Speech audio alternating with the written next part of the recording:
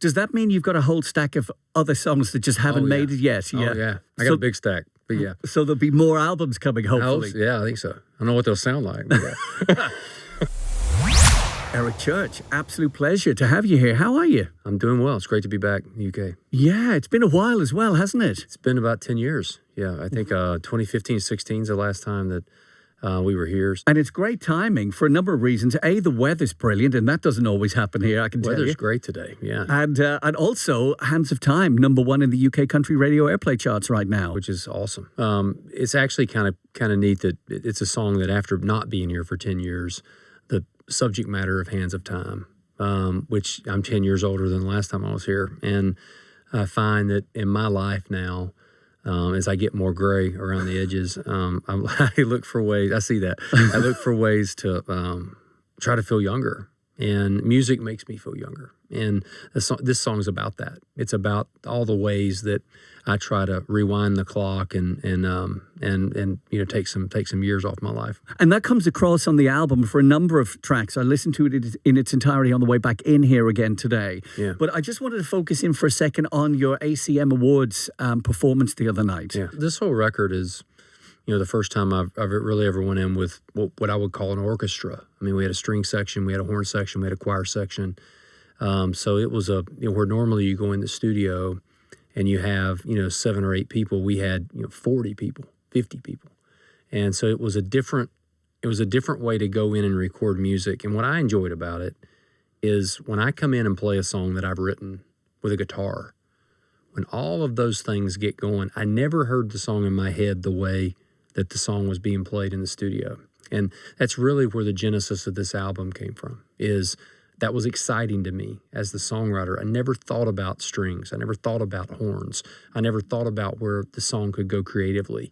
And so that's been a big part of what Evangeline versus a Machine is. But I hear that all across the album. Now, as somebody, so the end consumer, someone like me who loves all that big production sound and the orchestra and the choirs in there, I mean, could it have been different on a different day? So you say you start off with these songs just with your guitar. That's right. And so if you'd have gone to the studio 3 months later or before, would those songs have ended up differently? Yes. Yeah? Yeah, because you would have had different players playing it. And it would have been, that was what intrigued me so much about this presentation with this album, is it took the creativity to places that I didn't conceive when I wrote the song. And that, as someone who's creative and writes songs all the time, that's a fun thing. That's an interesting thing. That intrigues me when I hear my own song being done in a way that I never thought about. And that happened 8 times on this album. So it was the thing that intrigued me most about the Evangeline versus Machine. A lot of the songs, we know what we're going to get in the world of country, generally speaking, but you've just expanded it out there. Is this something you're going to adopt for future, or was this just a one-off? I would be surprised, because if I did the next album this way, I would just be doing this again. So I would expect it to go a different way next time, just because that's my nature. Well, you're known for that, your live shows. Yeah. So you can do a set one night, and then you'll do a different set the next night. I love that. Yeah. So, if the singer's engaged, the artist is engaged, and maybe a little bit nervous about what's about to happen, that's the best shows. So I try to make every show that way. No, it's brilliant. We've all been to shows, haven't we, where the guy comes on and goes, "Hey, London, we love you. Hey, Dublin, we love you." They don't even know where they are. We always try to keep it fresh, and I think it's good I've always said that we, as musicians, when we first sit down to play a song in the studio, or maybe it's a song we haven't done before, the first take is always played from here, your heart. It's the takes after that it becomes a memory take. It's in your head.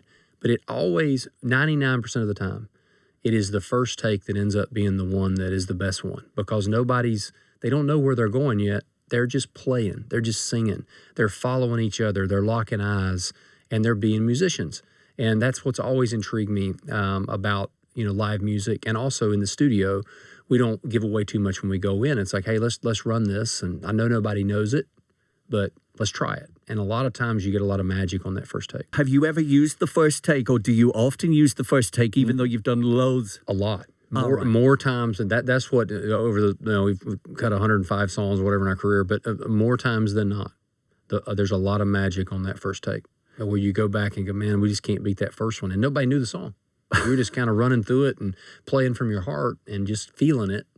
And that feel, that organic part of that is something you can't replicate. That's incredible. Now, you're here in town to play the Royal Albert Hall for 2 nights. Right. I mean, what a venue that is. What a venue that is. I'm excited about it. I'm going to be doing a unique show there. It's just me and a guitar. So it'll be a lot of a show that nobody else has really gotten. And it'll be fun to go through that with just me and the folks. But I get the impression, I mean, obviously we found this out already, that, if you were a super fan of Eric Church, you could go and see you 15 times and see 15 different Eric Church, That's correct. So that's the goal. Yes. Yeah. Did I hear as well about Evangeline versus the Machine that when you showed up at the recording studio, sometimes you didn't know what songs you were going to do that day? It depended on what instruments you had and who else was there. Right. Is that right? Well, we had a lot of songs. So I haven't made a record in 4 or 5 years. We actually, the last time we were in the studio was actually pre-COVID. We were in 2019, early 2020, and then COVID happened, and we sat on the record that we had made for about a year, and then we put it out. So I'd not been in the studio in almost 5 years. So a lot of songwriting. But when we got the musicians together, the strings, the horns, the choir, not every song fit the musicians, and not all of the musicians fit the song. So we had to go in and find the right songs that you had that pairing, that you could bring in strings, you could bring in horns, and it was kind of a dance between what our material was and what the album ended up being. There's so many different variables going on there. Yeah. So does that mean you've got a whole stack of other songs that just haven't made it yet? Yeah. Oh, yeah. So, I got a big stack, but yeah. So there'll be more albums coming, hopefully. Yeah, I think so. I don't know what they'll sound like. But yeah. Well, just go for the first take, as we found out already, and you should be fine. That's correct. The humanitarian work that you do, right? So a lot of us, we watch TV and we see the news and we're affected by stuff we see. And sometimes we go, oh, God, that's terrible. And sometimes we go, I'll make a donation. But you take it to a completely different level. Well, so Hurricane Helene hit North Carolina, and being from the mountains of Western North Carolina, that's home. I'd never seen devastation like that. So Luke Combs and I did a concert in North Carolina, raised a bunch of money. And as I was going through the process of where the money went, I realized that the biggest problem in America is housing. So we're pretty good at keeping people alive with water or diapers. We'll keep you alive, but we don't really give you a plan for the future. We don't set you up to change your life in a positive way. And we focused on housing, and we're building homes in Western North Carolina. We're going to end up building a couple hundred homes there and put families in, and also not only put them in those homes, but give them a path to own those homes. So it changes them financially going forward in the future. So it was it was hard. It's been hard, but it was a big project that's been a passion project for me, and one of my favorite things we've done in our career.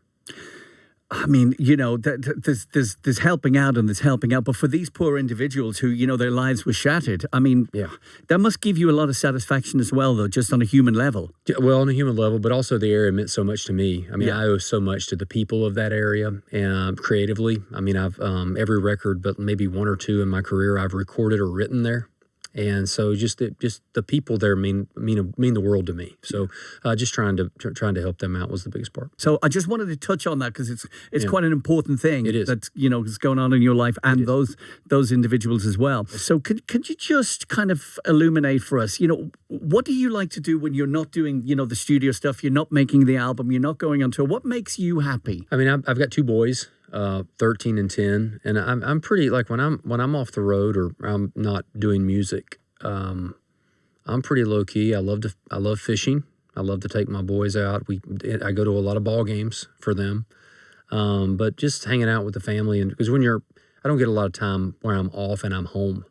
So when I'm off and I'm at home, somewhere between the fishing part, which is what I enjoy, or hanging out with the family, it's pretty low key. All right. No, I'm just interested because we don't often get an opportunity, straight face to face like this. Yeah. And your wife is here now, Catherine's right? Here. Yeah, my wife, Catherine. Hello. So, and one other thing as well, if I may. So people watching this, maybe they want a career in music. All your experience, the highs, the lows, and everything in between, what advice would you offer them now? So, somebody wants a bit of a hand up. What would you say to them? I think you got to find your why. I mean, why do you love music? Why do you play music? The people I think are the most successful are the ones that, no matter what job they had, they would go home at the end of the day and pick up a guitar and sit on their porch and play it and love it. And that would be enough because they love it that much. And I think that when you have that passion and that love, that's your why. I love it because I love music. I love it because I love to play music. You don't love it because I think you're going to be, I want to be famous and I want to know a song, or I want to chase a trend. You love it because you love music. You love the artists that came before you. You love records. You love, I think that love, that why, is the biggest thing I think young artists need to find, because that'll get them through their entire career. That'll take them from the start all the way to the finish. Yeah, no, well, from the man himself, that's the advice. You often see on talent shows, I just want to be famous. Right. Yeah, but why? Well, I just want right. to be, yeah. That's right. So right. That's exactly the opposite of that. That's right. Well, listen, Eric, I love the album. I'm not just saying that. I genuinely do. And that big production sound, it's a delight to have you in here. Same here. And please don't leave it as long again next time, will you? Yeah, you got it. I promise I'll be back way sooner next time. I'll tease that now. I'll be back way sooner. Brilliant. Well, we look forward to it. And hopefully you'll take time to come here. Yes, sir. I will.